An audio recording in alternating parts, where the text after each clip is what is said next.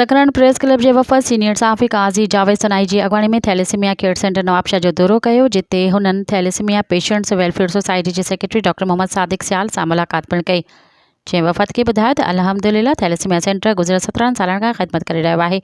असां वटि सेंटर लॻभॻि 28,000 ॿार रजिस्टर्ड आहिनि, जिन जो मुफ़्त इलाज कयो वेंदो आहे। इन मौक़े ते जॉइंट सेक्रेटरी ग़ुलाम नबी चन्ना वफ़द खे सेंटर जे मुख़्तलिफ़ शोबनि जो मुआइनो करायो, जंहिं बाद वफ़द मुख़्तलिफ़ वार्डन में वञी थैलेसीमिया जे ॿारनि सां मुलाक़ात पिणु कई।